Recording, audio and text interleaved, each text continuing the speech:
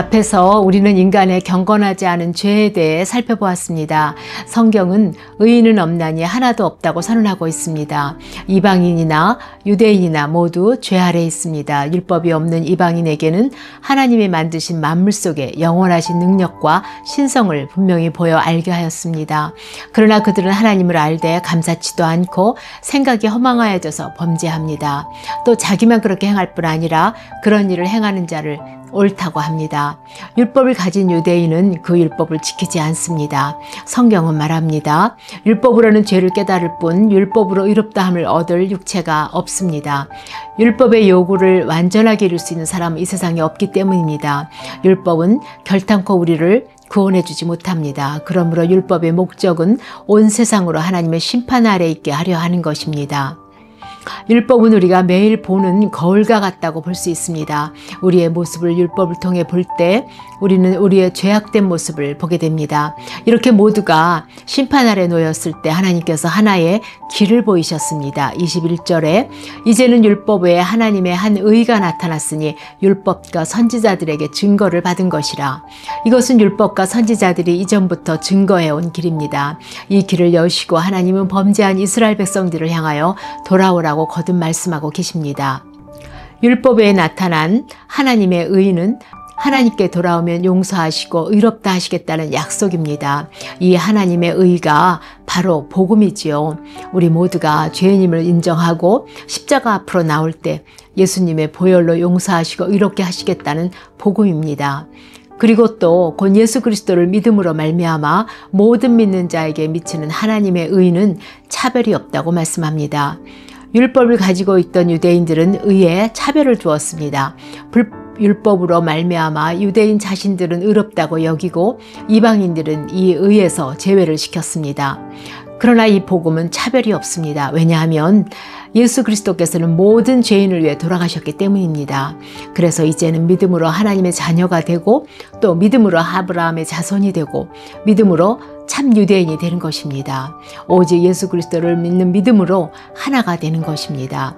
24절은 그리스도 예수 안에 있는 속량으로 말미암아 하나님의 은혜로 값없이 의롭다 하심을 얻은 자 되었다고 말씀합니다.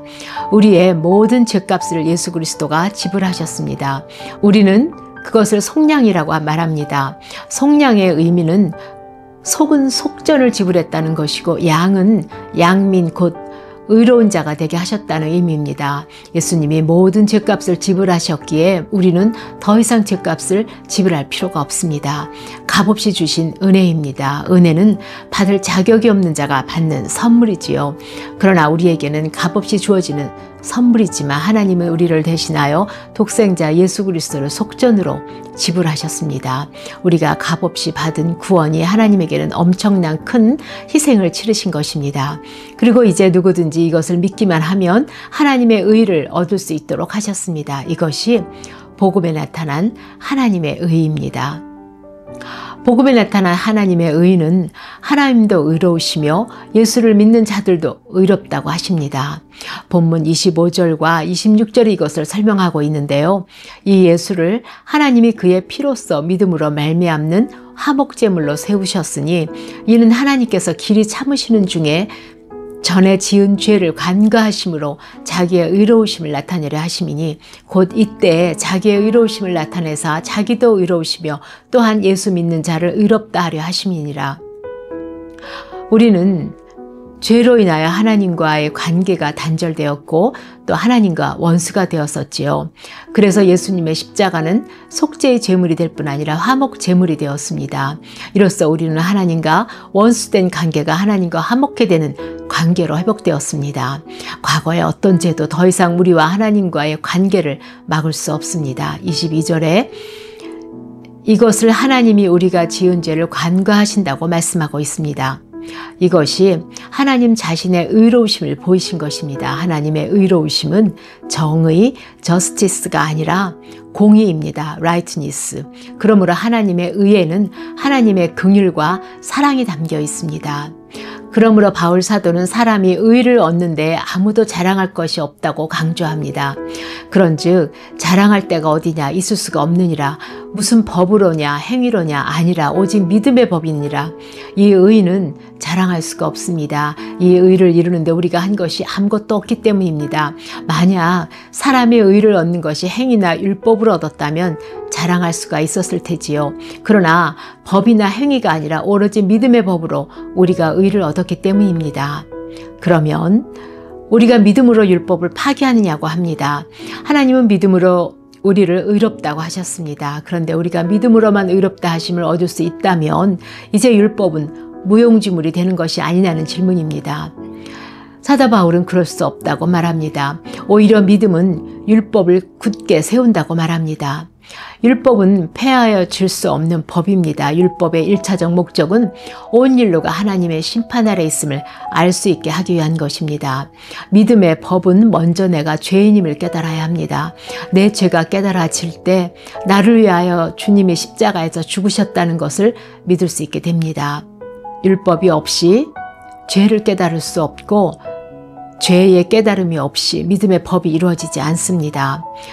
그러므로 믿음의 법은 죄를 깨닫게 하는 율법을 파괴하는 것이 아닙니다. 그리고 더 나아가 믿음은 율법을 파괴하는 것이 아니라 도리어 율법을 굳게 세워간다고 말씀합니다. 믿음은 율법을 파괴하지 않는 것에 머무는 것이 아니라 오히려 율법을 굳게 세워갑니다. 믿음으로 인하여 우리는 속량을 받았습니다. 율법을 통해 죽을 수밖에 없는 죄인이 믿음으로 용서와 사랑을 받고 하나님과의 관계가 화목한 관계가 되었습니다. 그때 우리에게 달라지는 것이 있지요. 구원받은 기쁨과 감사입니다. 그러면 우리는 그 기쁨과 감격으로 우리를 구원하신 하나님의 기쁨이 되고자 하는 소원이 생깁니다. 우리가 어떻게 하나님의 기쁨이 될 수 있을까요? 바로 율법을 지키는 것입니다. 그러나 이제는 율법을 지키는 동기가 두려움과 구원받기 위한 것이 아니에요. 구원받은 감사와 감격으로 인한 것이지요. 이제는 율법을 지키고자 하는 동기가 달라진 것입니다. 그러므로 믿음은 율법을 폐하는 것이 아니라 율법을 굳게 세워가며 율법을 완성시켜가는 것입니다.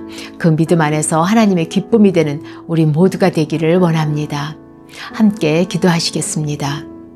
하나님 아버지, 우리에게 하나님의 의인 복음을 주셔서 구원의 길을 열어주심을 감사합니다. 내 죄를 위해 한목제물이 되신 우리 주님을 믿는 믿음으로 하나님 앞에 나아갑니다. 이제는 율법이 우리의 짐이 아니요 구원의 감사요 기쁨으로 감당할 수 있는 은혜입니다. 늘 우리를 이 은혜 가운데 붙들어 주시기를 간구합니다. 우리의 화목제물이 되신 예수님 이름으로 기도합니다. 아멘.